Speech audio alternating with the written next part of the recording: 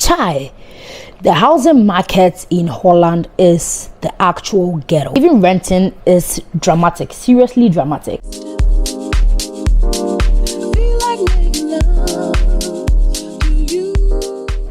Hi loves, hey y'all, welcome back to my channel. If today is your first time, hi, I am that African skin chick Gertrude Darko, and I welcome you to my humble space. I make realistic, pragmatic life content to encourage other young people like myself that all things are possible through Christ Jesus. So like, share, subscribe, and comment down below for more content like this. So in today's video, I'm going to talk about apartment hunting in Holland, and I'm going to give you tips and tricks that I used that helped me to find an apartment in Holland, in Amsterdam area to be specific. I'm going to be using the tips I've written on my phone, and so let's just get straight into this video. Tips on how to find your dream apartment in the Netherlands. Number one, you need to make a list. Okay, know what you want. What are the priorities? What are the must-haves? For me, it was transport because I don't have a car, laundry, nice kitchen, close to amenities, like prime locations that is actually close to amenities, and storage, ventilation, because I'm allergic to stuff. So these were like priorities for me when it came to this apartment hunting. So sit down and make a list of all these things that are priority for you, and also make a list of things that are like, they're not really priority. They are things that you could let go if you don't have it in the apartment. Before you even start, just know which locations you want to live in. I always knew I wanted to be close to the Amsterdam area because I wanted to have more access to working opportunities, and so that was like my main goal for like moving to Amsterdam. For sure, there are other places out there in Holland that are cheaper, that are less expensive than Amsterdam, because Amsterdam is getting out of hand. Number two, have a budget.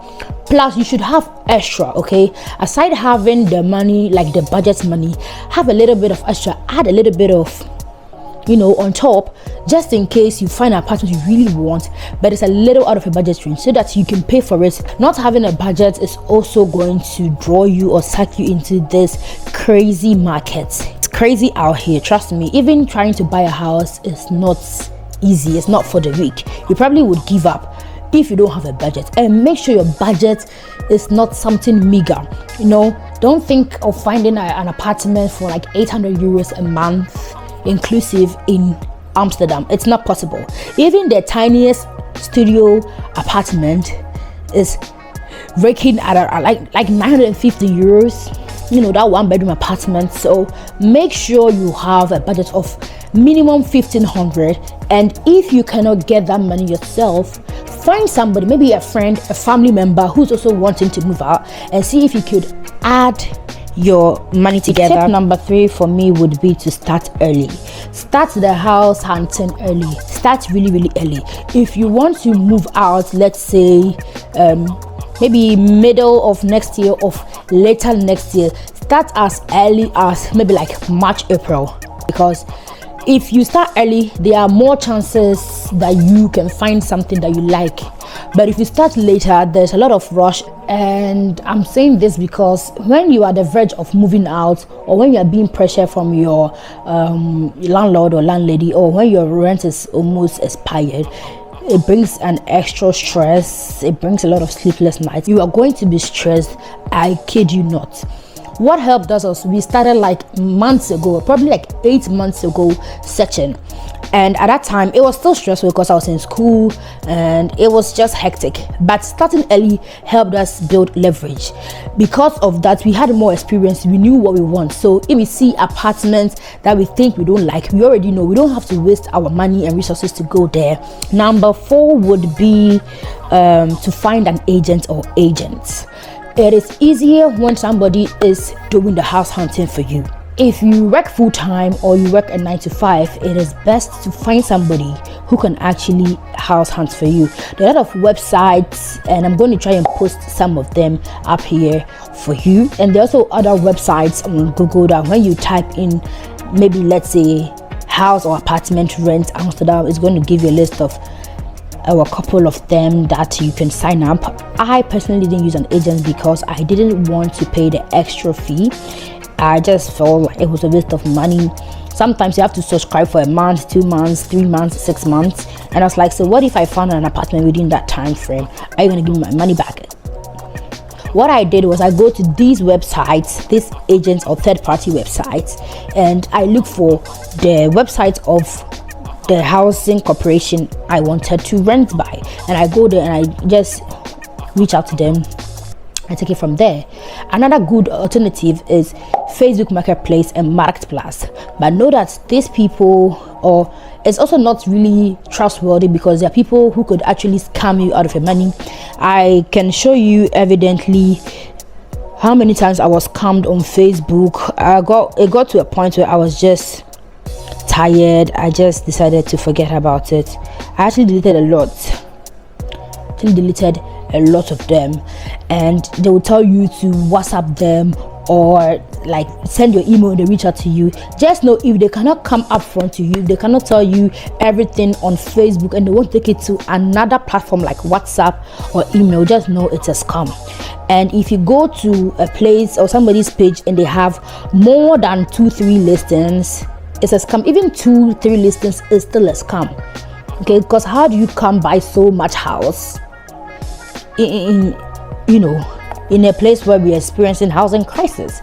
And also take note that sometimes you will see that the apartment has been screenshotted. It's also a scam. Just know, why can't you take an actual photo of the apartment? Why do you have to screenshot the apartment? They'll give you excuses like, it's my mother's apartment, it's my friend's apartment, he's living abroad. Don't buy into it. So be vigilant and pay very good attention.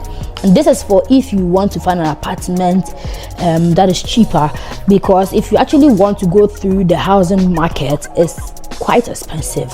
Literally, I'm not even kidding you. And that brings me to my next point. Number 5 and most important on my list is to gather your documents ahead of time. What do I mean by gather your documents? If you have an agent, they'll give you a list of things that you need to gather.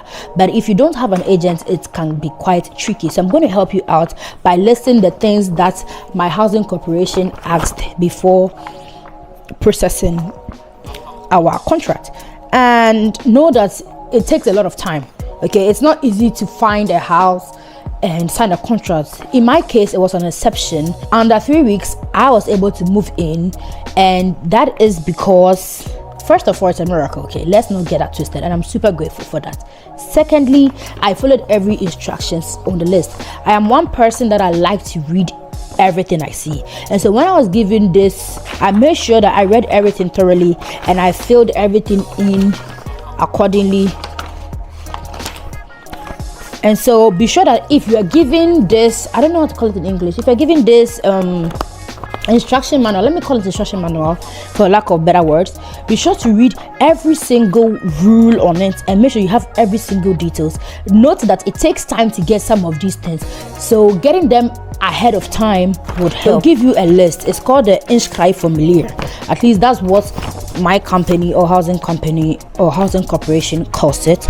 So it has a list of things that you need to submit and vivid instructions you need to follow. Mind you, any mistake you make on this application will result in you not getting the house, because note that you are not the only person applying for this house, and there are people that are way qualified than you are. So you need to make sure that every single detail they give you, you follow. And most people don't like to read, and so they skip through so many of these things and they end up disqualified. Let me read it out for you. It's in that one. I'm going to try to translate it in English. It's going to take a little bit while, so I apologize. So number 1, it says make sure that every document has the right name. Okay, so for example, if they ask for your passport, front page of a passport, make sure you save the document name as passport front page, so that they can easily identify it. Because if you save as GP00 blah blah, it takes quite a long time, and that makes you automatically disqualified. And you have to also tell them directly and vividly whether you need a parking place or not. You can only give a maximum 3 choices for apartment or maisonette in this apartment complex. And so we didn't really give any. I think I had a couple. I think I did. No, actually I did. We wanted an apartment 140, 140 something. I can't remember. So let's say it's an apartment complex like this. You have to give at least maximum three numbers or house numbers you would want, and that is not every apartment's choice. No, this is just based on the company I applied for. This is a general thing that every housing corporation would ask, the ones I'm about to mention, so take good note of it. These ones, they ask for them in every corporation, every housing corporation in Holland. So pay attention. Number one, you need to fill in the inscribe formulier. So the inscribe formulier is more like let me just Google. I don't know the English word for that. Just a moment.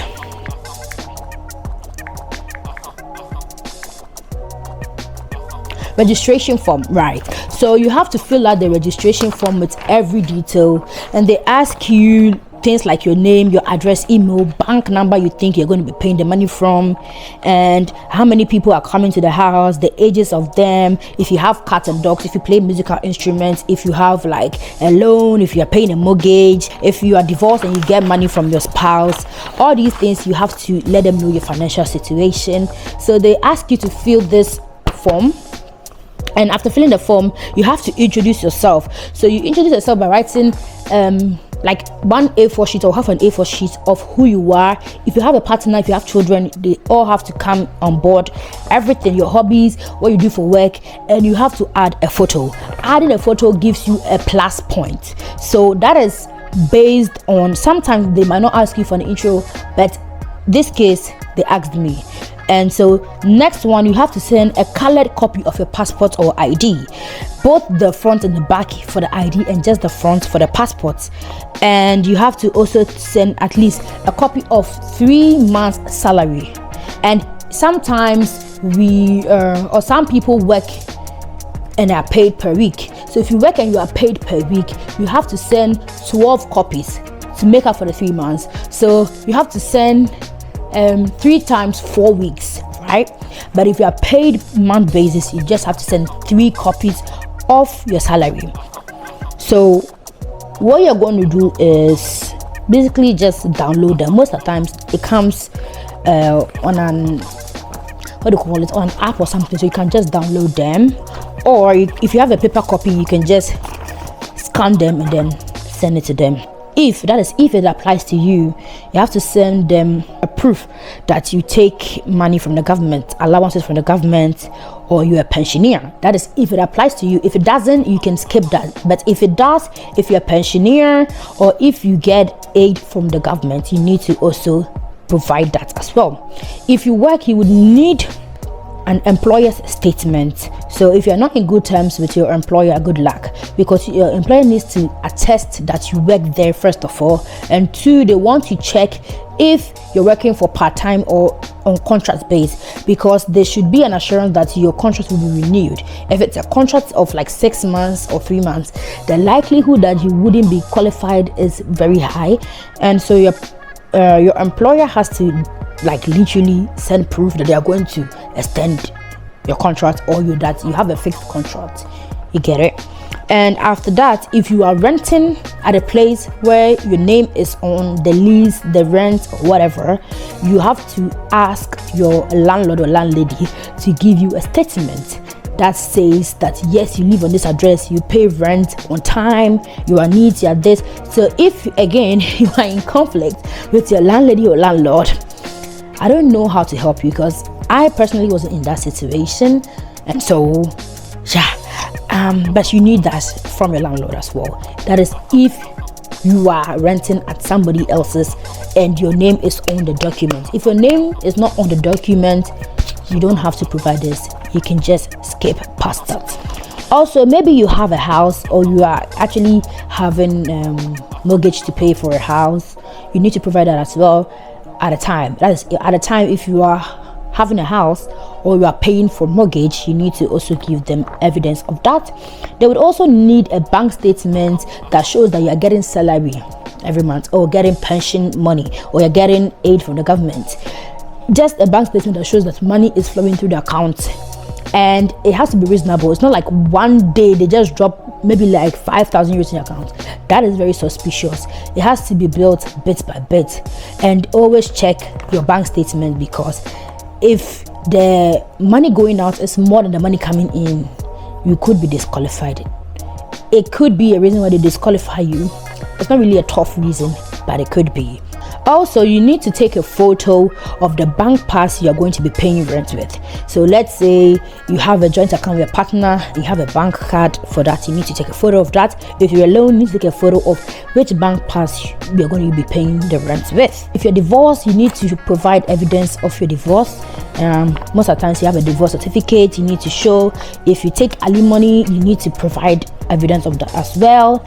And last but most important, because this is the main reason, if like this is major, they can disqualify you based on this, and that is if your credit score is bad. So in Holland, we don't really work with credit scores, but however, we have a website you can use to check your credits, whether you've ever been in debt. Should you be in debt for more than 5 years, it reflects on this website, and that means you are automatically disqualified. That means you cannot also take loans, mortgage, or whatever. It's very important. So you go to the website, overzicht BKR registratie, and it has to be 0. It has to be that you have not been registered there. If you are registered there, you are disqualified. It doesn't matter if you have all the money in the world and you can afford to pay. Once your record is there at BKR, it's going to be extremely hard to get an apartment. So bear that in mind. It has to be that you haven't been registered there before at all. So these are the important things that you need for an apartment, and I hope that with these tips you'll be able to find an apartment in Holland, be it that you are moving inside the country from another province to Amsterdam, or you're moving all the way outside of the country to the Netherlands. I hope that this helps you in your journey. If it did, please subscribe, comment down below. If you have questions, I would definitely love to answer them. Like, share, subscribe, and comment down below. So thank you so much for watching, and if you made it to this far, just know I really appreciate and love you. Don't forget to be you, do you, live life, enjoy the finest things in life, love God, and aim for space. And I'll definitely see you on my next one. Till then, ciao.